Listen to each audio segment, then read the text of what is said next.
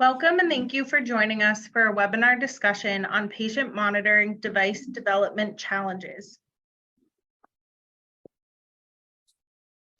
Today's panel will be moderated by our Medical Director, Paul O'Connor. Our additional panelists include Chris Morgan, Brian Kononchik, and Aaron Pales. As the webinar goes on, please add any questions that come up to the Q&A button at the bottom of your screen. We will address them at the end of the session. And now I'll turn it over to Paul. Thanks, Rachel. Hi, everyone. Boston Engineering is well positioned in this space where we have a lot of experience with systemic approaches to complex electromechanical design challenges. We have a couple of ISO certifications. We have designed and developed devices in this patient monitoring segment. We obviously follow design controls related to that. Some relevant standards are listed on the screen. And we're an engineering consulting company with a broad range of engineering capabilities. Next slide, Rachel.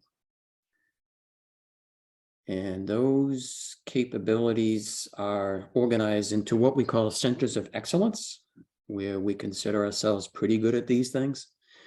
Control systems, digital solutions, embedded systems, robotics, and design for manufacturability, cost, reliability, design for X. All right, so as for a bit of introduction to today's topic, patient monitoring is obviously a very large topic, and we could spend weeks discussing it. The purpose of this webinar is to focus on several common technical challenges and offer some practical approaches that can be used to address these challenges. Technology in this space is advancing at a very rapid rate. From an adoption perspective, I just read yesterday per Analytics IQ that the wearable biosensors niche alone grew from $150 million in 2016 to $25 billion in 2021. Data management is only part of the puzzle, where the amount of information that is being communicated to healthcare professionals is overwhelming. There is little standardization to this information, and this puts pressure on primary care and specialists to be able to interpret all of this patient data. Where doctors typically spend only 7 to 10 minutes with each patient, there's really not that much time to figure out all of this incoming information that's coming at them.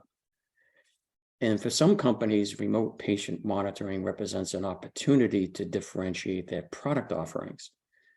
As an example, Canary Medical, in partnership with Zimmer, introduced a sensor technology to monitor patients after a total knee replacement. The device can measure a patient's range of motion, step count, stride length, walking distance from inside the human body, which is pretty amazing. This capability is the first of its kind and will result in a large amount of research data that can be ultimately used to improve replacement surgeries in the future. Patient compliance is a very large consideration, in terms of user experience. Monitoring devices need to be user-friendly and easy to use from both the healthcare professional perspective and the patient perspective alike. Developers need to consider the needs of the end users when designing and developing the devices to ensure that they're intuitive and effective. If they're too cumbersome to use, patients simply won't use them. And next slide, Rachel. So specifically to today's webinar, we've broken it down essentially into 3 areas that we know represent challenges to this segment. We have hardware, software, and alerts, where hardware talks to the user experience more on the patient side of things. Software applies to patient as well as data communication and management. And alerting relates to reliability and consistent messages going through. And so again, Rachel mentioned this, but don't be shy about adding questions at the bottom of the screen to the Q&A tab. And now it's time to stump the panel. So let's get right into it. So Chris, I touched on the importance of data management in the introduction. How do you typically handle the complexities of data management and analysis in patient monitoring device software?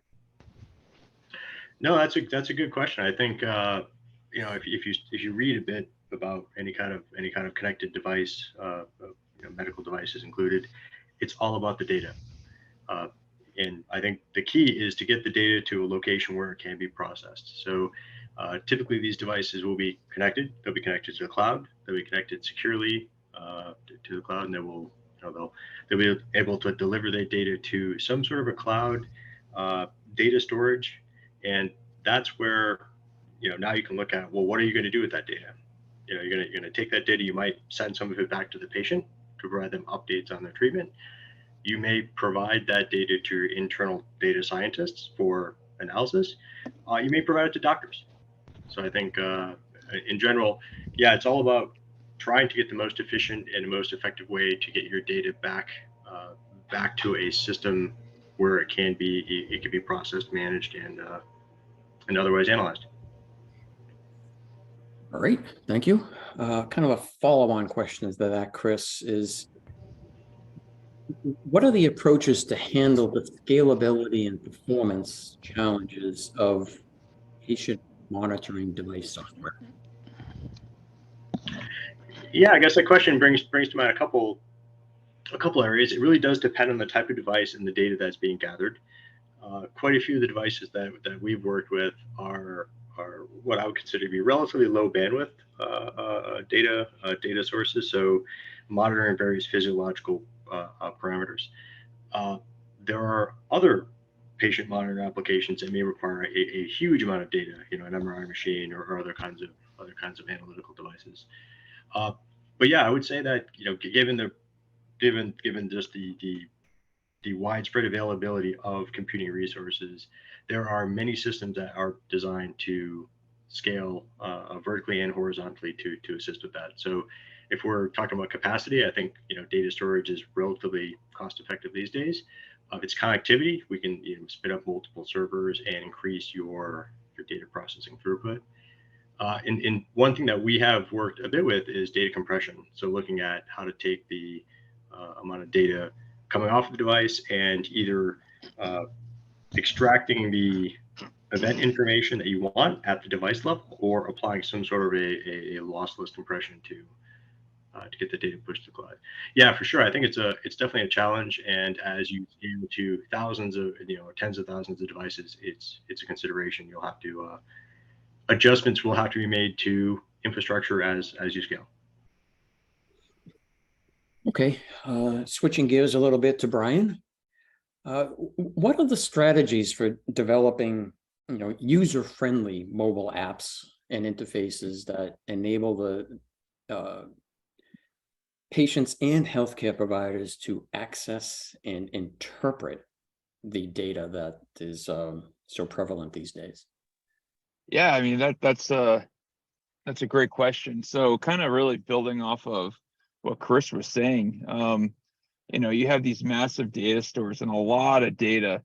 So what you really need to do to have a very user-friendly device is, really think of simplification first. What is the key core, thing they're looking for as a doctor, as a patient, as a nurse, as a whatever medical provider, and really only filter down and show them what is important and imperative for that task at hand, and provide a way for them to easily navigate throughout a mobile or web type application, and be able to filter and streamline that experience. So it's taking all this complex data, but having a very simplified interface, so you don't get overwhelmed, and which really could lead to misinterpretation of data and information. So by streamlining and only showing what is relevant to what they're looking for at that moment in time, will really improve that user experience and provide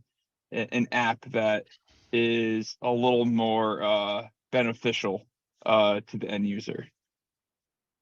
Okay, so one of the keys appears to be, defining from the outset what the end use of this data is intended to do. Yes, 100%. Okay. And this next question, you could build a career around.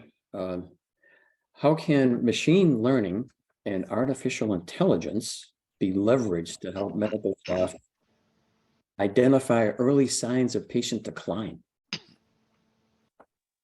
Yeah, so I mean, as Chris was saying, you have all this data, right? And you could make an entire career. You probably were inferring this differently than I'm about to say it, but you could make an entire career around looking at data, filtering through data, and manually looking for trends and identifying early onset ailments of a patient. Or you could take what you know as a healthcare provider or a healthcare organization and apply these complex deep learning, machine learning models that will do that analysis for you. So you could maybe detect early onset ailments before they occur. You mentioned kicking off, you average like 10 minutes of office visit. There's a lot to go on in that. Well, if you had a good patient monitoring system that leveraged some of these deep learning models, by the time you got to the office visit, you would see trend in your patient's healthcare, and you could identify those areas you need to address first during that visit. So they're not going home, getting sick, and then needing to go to the ER, and it's more responsive care. You could do predictive care at that point. Okay, thanks for that. More of a hardware related question for Aaron. What types of technology are used in this patient monitoring segment, and how does an engineering company like Boston Engineering align their capabilities? Well, Paul, basically all types of technology get used there, from electrical, mechanical, and software. Boston Engineering sort of does all of that. In terms of the sensing, the actual monitoring part, we use all kinds of sensors. Temperature sensors. We use special purpose ICs that do things like pulse oximetry and heart rate. All combined into one little sensor, and just gives you digital output. We combine those sensors with embedded systems for doing, the data logging, computing, and communications aspects. And for that, we'll use anything from a microcontroller unit to a microprocessor, sometimes an FPGA if there's some high-speed needs in there. Communications, that's sort of full gamut. There's a lot of like Internet of Things kind of tech used here, Bluetooth Low Energy, Wi-Fi, that sort of thing. And then we have to all put it all together in a package that's cleanable and sealed. We have to make sure it's manufacturable. We have to make sure it's small. And it's usually battery powered. So we have to use low power design principles right from the get-go. And we sort of all package that up together, and our software team writes code and gets it to work. Okay, great, thanks. Building on that, there can be a really blurred line between devices like standard fitness trackers and devices that are actually regulated. Mm-hmm. What are some of the differences between developing technologies for medical devices versus what are considered kind of non-medical devices? So I think the first thing you worry about with some of the medical devices is safety, right? That's a big one. Safety, privacy, you can't cross those boundaries. And then when you're actually developing a product for a medical product, it has to conform to standards. So we follow, things like IEC 62304 medical device software. That's a whole sort of development process around the software. We have to do a comprehensive risk management. That's will it hurt someone? What do you do to make sure it doesn't hurt someone? Those kinds of questions. We design for compliance with 60601, which is a lot of sort of EMC, EMI stuff, amongst other things. We have to make sure we test and document to all of those things. And then we have to produce engineering documentation that gets reviewed before you get this product certified. And we do that using a quality management system based on 13485, which is a special quality management system for, developing medical products. At the end of the day, most of this stuff is just really solid, explicit engineering work that's documented and reviewed. And it gets very similar to developing for machine safety, where you're developing a machine on the factory floor that could really hurt somebody, and you got to make sure it's safe. You do a lot of the same things when you do that you do for medical stuff. We sort of do both here at Boston Engineering, and there's a nice synergy there. So. Great. As a follow-up and to talk at kind of the next level down, the electromagnetic interference, either in home use or in clinical use, what strategies would you employ to address these EMI potential issues? Yeah, so the first principle with EMI is don't radiate, right? Don't let the RF out. If you don't let the RF out, it turns out you don't let the RF in. So you design your circuits, if you can, in a regime where you won't get a lot of radiation. So if you can do things at lower frequencies, do them at lower frequencies. If you can make things smaller, make things smaller. And then it's shielding.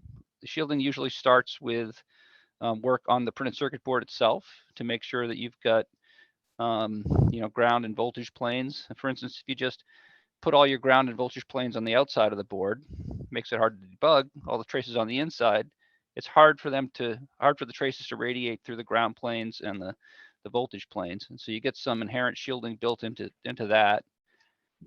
And then if you can't sort of all contain it in the circuit board, then you can add shielding as a Faraday cage in the mechanical packaging. I would rather solve it as close to the source as possible. You can do very simple things like balance signaling. A lot of the patient monitoring devices have, some kind of RF or Wi-Fi associated with them. And you just have to be careful around those designs to make sure that you're radiating in band according to all the standards that are out there. So we'll do a lot of design work, and then we'll go and get these things tested at a third-party lab on the outside to make sure that we won't interfere with others, and others won't interfere with us. So that's sort of being aware of that from the beginning of a design. You can do a lot of things early on in the design that get harder to do later. So we deal with it up front. Great, thanks. So sticking with the design theme, from a software design perspective, Chris, what strategies do you employ to ensure like straightforward interfaces and like intuitive software design? Yeah, I think I'd probably touch on what Brian had mentioned earlier, which is you kind of start by considering who the end users of the system are and kind of where their goals are. I think, in many devices we've seen, that tends to be both the company that's developing the product, and they want to monitor the fitness of their product in the field. How well is it working? Maybe they can potentially detect issues before they result in any kind of a disruption in the service. You're going to be providing data potentially to the patient themselves, the person wearing the medical sensor, the medical device. And oftentimes, and this is an area that I think is seeing a huge amount of growth, it's a data science on the back end to kind of take that data and then use it to infer or reach higher level conclusions. So I think when you're trying to develop a software system to fit those, to fit the requirements, you want to make sure you capture all of the users, all of what they're looking to get out of the system, and then you're going to collaborate heavily with them throughout the development process. And if done well, there shouldn't be any surprises, and you're continually working through your use case, your storyboards, your UI mockups, and yeah, you're able to deliver a solid product that addresses each one of the different different customers' needs. Okay, thanks. So Brian, from a clinical decision support perspective, how can digital solutions enhance this decision-making process and facilitate more accurate and timely diagnoses?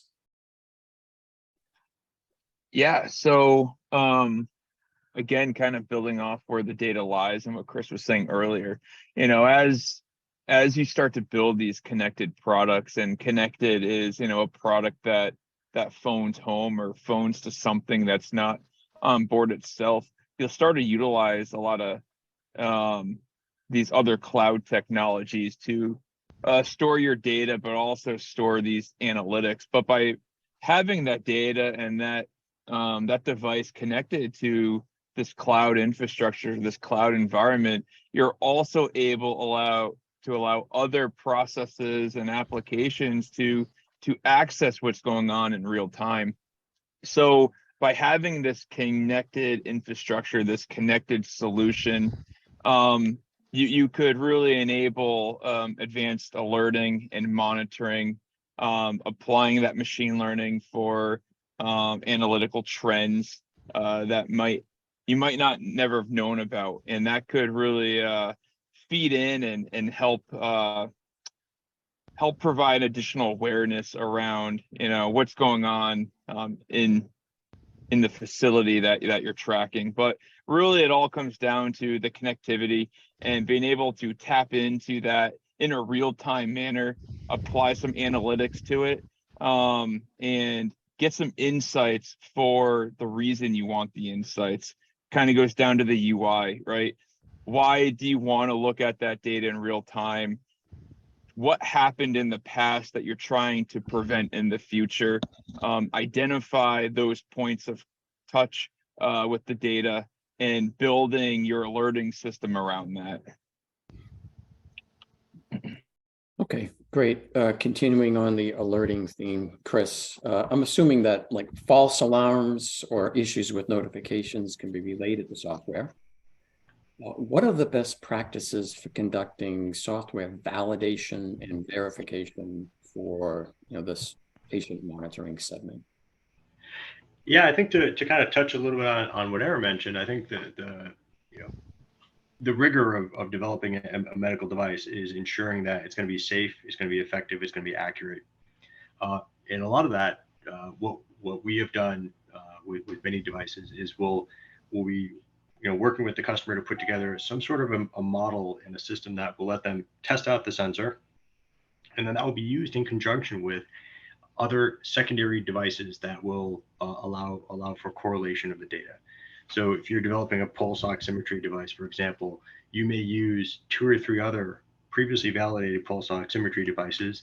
They may even be more accurate. They may use different approaches to measuring that, to sensing that value. And then you could set up something up where you can capture that data and compare it to make sure that you've got high correlation between the two. And on the pulse oximetry one, when we developed with the customer, we actually set up a real-time communications channel so they could actually look at the data as it was being gathered, do some analytics on the screen, zoom in, look at various levels, and that kind of facilitated their validation of the sensor and of the system. And I think that same rigor, is applied to every stage in the development process, both the data coming out of the sensor, the data getting into the cloud, the data going to the mobile app, and any kind of analytics or alarms or triggers. A lot of care is taken to make sure that stuff is working robustly and tested, that there are no or few corner cases that are missed. Okay, great. All of these sensors and this hardware requires power, obviously. So Aaron, how about managing power consumption and battery life to ensure a long-lasting operation? Yep. So many things in engineering are done within the context of the present time. And so these days, that's an easy thing to do because so many chips have things like sleep mode and, wake up modes where they can wake up, do something, fall back to sleep and save power that way. There's lots of other things you can do. You can just decrease the sampling rate if you don't have to know, someone's temperature more than every few minutes. Don't sample it every few minutes. You can save power that way. The radio stuff, like Wi-Fi, and it takes a lot of power. So what you can do is you can batch a lot of stuff, open up a connection, transfer it over to the cloud, turn off your radio. You can do stuff like that. And as long as it's non-critical timing, from a time perspective, you can do that logging kind of thing. And then just the chips that you pick to put into your board, some will use more power than other, and it's just being cognizant of it, keeping a good power budget early on in the design process, and you usually end up in a pretty good place these days. All right, thanks, Aaron. And Brian, from a kind of a look forward perspective, what role do wearables and the Internet of Things capability, what do they play in expanding the potential applications of all of these monitoring devices? Yeah, I mean, the Internet of Things, wearables, it really, extends the connection points and the monitoring points across a product line, more or less, right? So when you say add your Apple Watch now, what you did is you are now able to provide a way for that person to track some key things: O2, heart rate, their stride, all these very important metrics about them and their human body, with little to no interference to their actual physical being themselves. They don't need implants. They don't need all these extra things, but they get the same insights of their human body than as they would with something else. So as these wearables get smaller, they're easier to utilize. They become cheaper and more cost effective.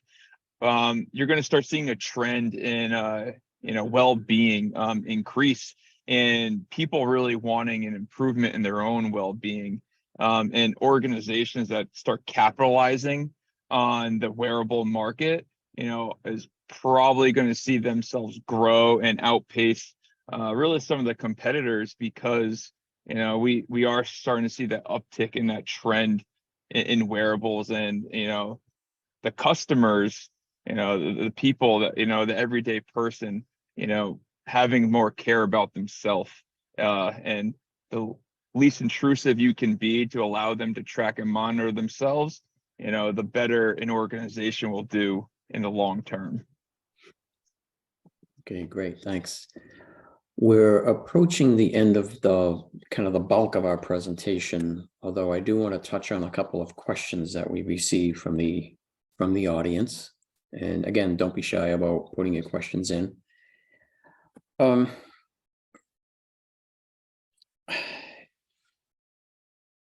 Size of devices is pretty critical. Everything's getting smaller these days. And so, Aaron, in your experience, how small has some of these technologies gotten to, and where do you see this going in the future? Let me see that they're getting really, really small. I mean, here at Boston Engineering, we sort of do everything from, big stuff that's, tethered to the body with a box doing the electronics on the outside, to the, a wearable wristwatch kind of thing. We've done, the smallest thing we've done is about less than a cubic centimeter. So it's about the size of a big pill, but we can go a lot smaller than that. We just haven't had the reason for it. They have some things out there in the world now that are, almost injectable. They're really tiny. Mhm. So it's not the constraint it used to be. There are really, really small batteries out there, and you can get down to your electronics packaging where you're actually, you know, working with the dies themselves rather than the dies wrapped in a plastic thing with these big honking metal leads coming out of it. So, you know, size now, it's just a matter of the technology you're working with. Yeah. It's kind of a cool place, time to be an engineer. All right. And what about microfluidics sensors? That was a specific question from the audience. I know we've done some stuff on the in vitro diagnostic side of the business. Any thoughts there, Aaron? I have not worked with microfluidic sensors. I know that there's a group here now that's doing microfluidics, and Okay. but I'm not an expert in the microfluidics side. I'm sorry, Paul. Okay, fair enough. And so, Chris, we touched on artificial intelligence and machine learning, and Brian talked a little bit about it from a software perspective. What role do they play in enhancing software capabilities of these devices? Yeah, that is a good question. I think we talk a lot about the analytics that are done on the back end from the standpoint of the data science. I think what you're seeing now is the adoption of a considerable amount of machine learning hardware support when it comes to microprocessors, microcontrollers. What that provides is the ability to start to run some of these machine learning algorithms on the device and do it in a way that's low power and low cost. Mhm. And that's got a number of benefits, such as you can have more real-time feedback rather than having to push data to the cloud, do some analytics on it that could take seconds or even minutes. You can tell the patient immediately, hey, I've detected an arrhythmia, for example. The other big advantage there that we see from this, just from a systems and a solution standpoint, is that you can not necessarily use it for diagnostics, but you can use it to enable further power and bandwidth and cost reduction by using the machine learning to filter out interesting events. So if you think kind of about how Alexa will work, until you talk to Alexa, it's kind of like listening but not really listening. And once you're talking to it, at that point, it's kind of fully engaged, power wise and processor wise. So you could do a similar thing with sensors where you can basically detect a potential event, and then when you've classified that, that's when you decide to package up the data, ship it to the cloud, potentially for analytics, or to a mobile device for analytics, and that could allow your device to use even less power, last longer on a charge. So I think the part that I think I find interesting, I know we've worked with a handful of devices here that will do that, is running those algorithms really near the patient on what would normally be low power and low functionality devices. It's really amazing the hardware acceleration that's being added to these little microcontrollers. So it's pretty neat stuff. Okay. Excellent. And we're winding down on our questions here, but one more for Aaron. And that's from the audience, is how do you address the challenges associated with sensor accuracy, calibration, drift, those types of topics? So many of these questions end up at the same place. You do a lot before you do the design work. One of the first things you do is you try and figure out is how accurate something has to be. What is sort of the native accuracy of a lot of the sensing modalities in there. Then you can use a bunch of math to sort of figure out at the end of your system design, what the final accuracy can be if you do things one way versus the other, and you pick the way that's the most accurate, that meets the cost, and then you can partition the accuracy between sort of the native accuracy of the sensing unit you're using, and then how much goes to how much you have to calibrate it, whether you can calibrate it at the factory, whether you have to calibrate it in real time, if the calibration is sort of a analog feedbacky kind of thing, or if you can do measure the things that affect the accuracy, put it into a math model and come out with a better estimate at the end of the day. Sometimes you got to deal with noise in your system, and as long as it's uncorrelated noise, you can use averaging techniques. Maybe it takes you a little bit longer to get a measurement, but you can increase the accuracy that way. So that it all gets, this whole thing of like accuracy, calibration, and drift, they all sort of get melded together a little bit. But it all starts at the beginning of like figuring out what the issues are, doing some mathematical modeling to figure out how you can deal with them, and then building the system and testing it. All right, great. Thanks, Aaron. Thanks, panel. Rachel, I think we're at the end here. Is there a kind of a final slide and any kind of final thoughts that you have, or? No, it looks like we are all set. I wanted to thank the panelists and everyone that joined us.